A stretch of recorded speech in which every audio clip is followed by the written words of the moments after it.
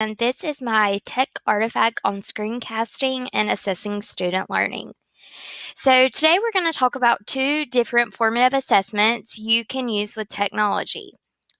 Well, first, we need to know what is a formative assessment.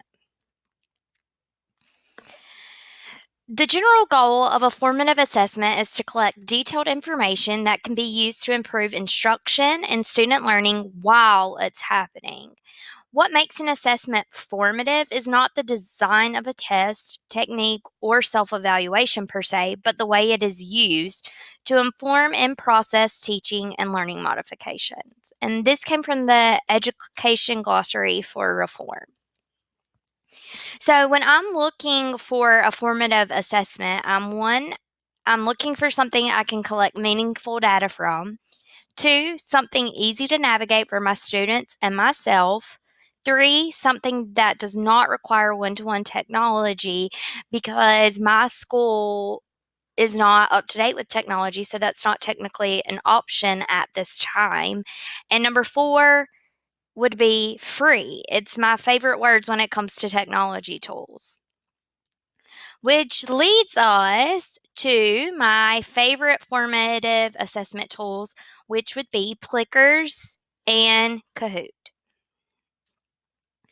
We're going to talk about Plickers first, and before I show it to you, we're going to talk about why I like it and how you could use it in your classroom. So I like Plickers because it's super easy to use and does not take a lot of preparation. You're able to receive immediate feedback on individual students easily.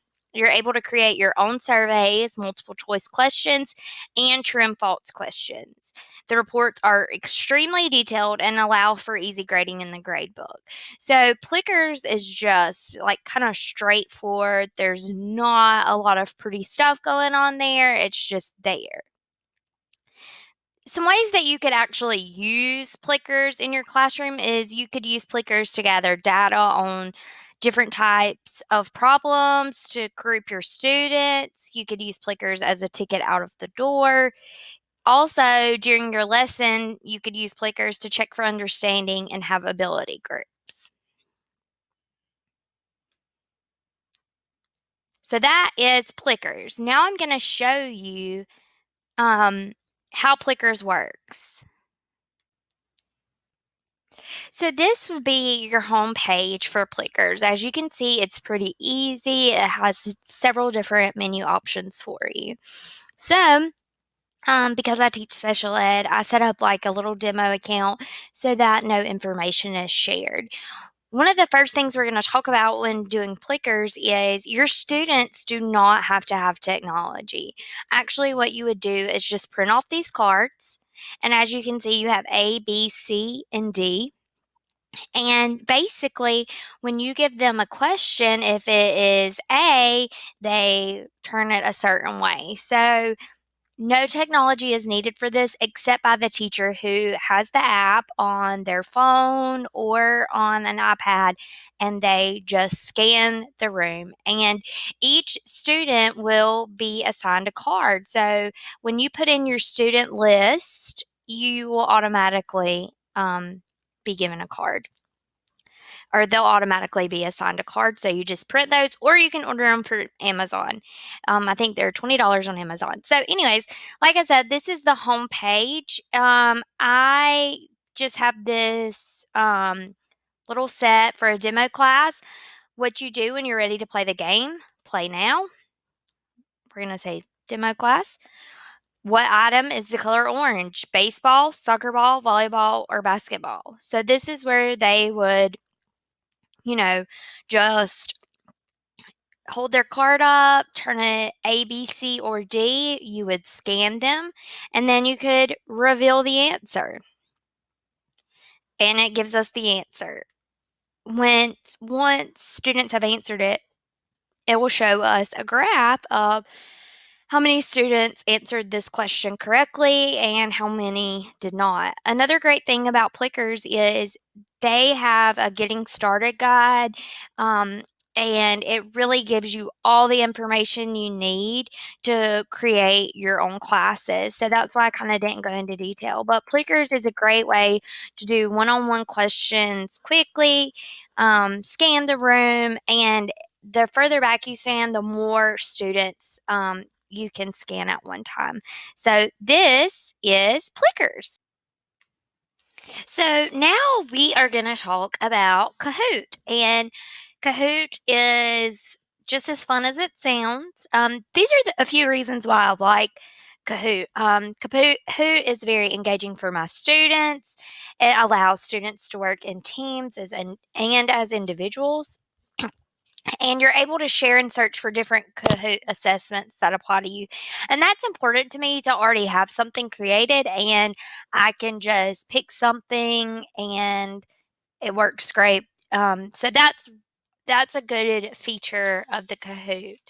How you could use Kahoot in your classroom? Students have no idea that they're being graded or that they're being assessed because it's so engaging. It's so much fun. It's a great team building activity where you can do peer grouping, you can do it as individuals. And Kahoot is a great form of review for a summative assessment. So you would know how your students are doing. Like, it would be a good game to play to get ready for one. So now what we're going to do is I am going to show you some cool things you can do with Kahoot. So when you log on to Kahoot, this is your homepage. So you just pick what you want to do, or you can create your own. It's completely up to you. So one thing that caught my eye just looking was, are you a Pro Football Hall of Famer? So you would just click on it. Which team won the big game final? So you can play the game. So when you play the game, you can choose if you want your kids to play player versus player with one-to-one devices or team versus team shared devices. So let's just say we're going to use classic, um, and we're going to start. Then your students would then use the game pin to log in. And then once students log in, then you can get busy playing the game. But because we don't have any students, they're not going to be able to log in. After that, you can look up reports, and you can kind of see how your students have done. And like I said, one of my favorite things about Kahoot, like you heard the music and just the images, like it's just a really fun way to play. You can also create your own quizzes on Kahoot, so that's really cool too. One thing I did want to talk about before we end is the fact that these are both really great tools, and they're both similar, but they're also different. They're both formal assessment tools. They're user friendly, they gather the data that you need, and they both encourage student engagement. One thing that differs greatly about the two is Plickers does not require students to have technology, and Kahoot does. And like I said, that's a big deal at our school because we have rolling carts of laptops, but one teacher may have them or whatever. They're not staying in just one classroom. Another thing is Kahoot is more interactive and kid friendly, and Plickers does not have sharing capabilities, which is kind of a downfall. So every time you want to do something, you have to create it yourself. So I do appreciate you tuning in.